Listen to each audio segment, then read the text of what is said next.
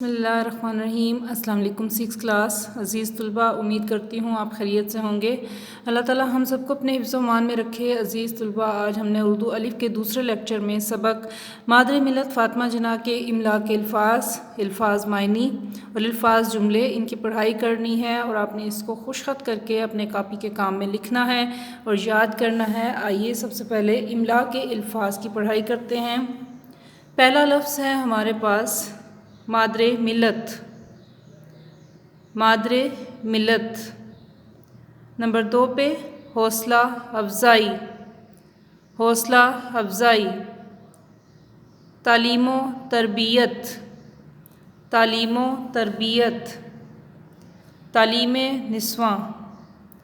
تعلیم نسواں۔ مقبولیت۔ مقبولیت۔ سرپرست۔ سرپرست۔ دستگیری۔ دستگیری۔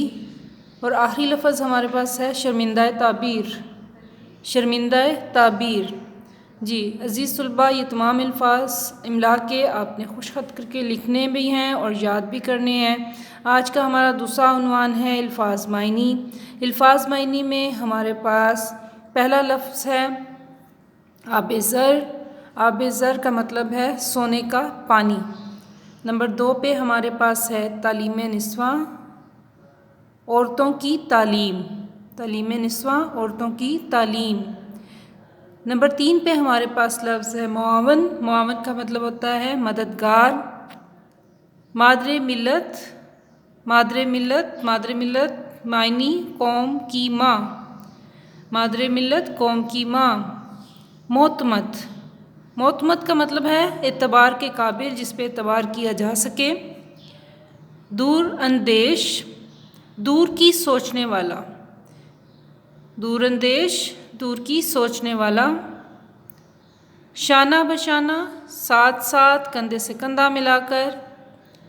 مشیر، مشورہ دینے والا۔ شانہ بشانہ، ساتھ ساتھ، کندھے سے کندھا ملا کر چلنے والے، اور مشیر، مشورہ دینے والا۔ جی عزیز طلبہ، یہ تمام الفاظ معنی بھی آپ نے اپنے کاپی میں مارجن لائن ڈرا کر کے خوش خط کر کے لکھنے اور یاد کرنے ہیں۔ آج کا ہمارا تیسرا عنوان ہے الفاظ جملے۔ الفاظ جملوں میں سب سے پہلے لفظ ہے بے مثال۔ بے مثال، جس کی کوئی مثال نہ ہو۔ قائد اعظم نے مسلمانوں کے لیے بے مثال کارنامے کیے۔ قائد اعظم نے مسلمانوں کے لیے بے مثال کارنامے کیے۔ دوسرا لفظ ہے جذبہ۔ جذبہ، جوش، لگن۔ ہمارے دل میں کسی کے لیے ہمدردی کا جذبہ ہونا چاہیے۔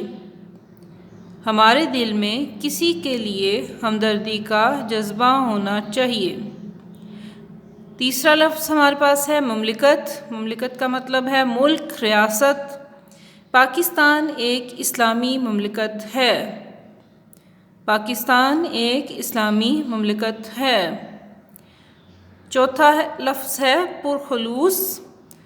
پرخلوص، سچے دل سے، خلوص کے ساتھ، دل کے ساتھ۔ محترمہ فاطمہ جناح ایک نیک اور پرخلوص خاتون تھیں۔ محترمہ فاطمہ جناح ایک نیک اور پرخلوص خاتون تھیں۔ آخری لفظ ہے ہمارے پاس شانہ بشانہ۔ شانہ بشانہ سے مراد ہے ساتھ ساتھ، کندھے سے کندھا ملا کر چلنے والا، ہر قدم پہ ساتھ دینے والا۔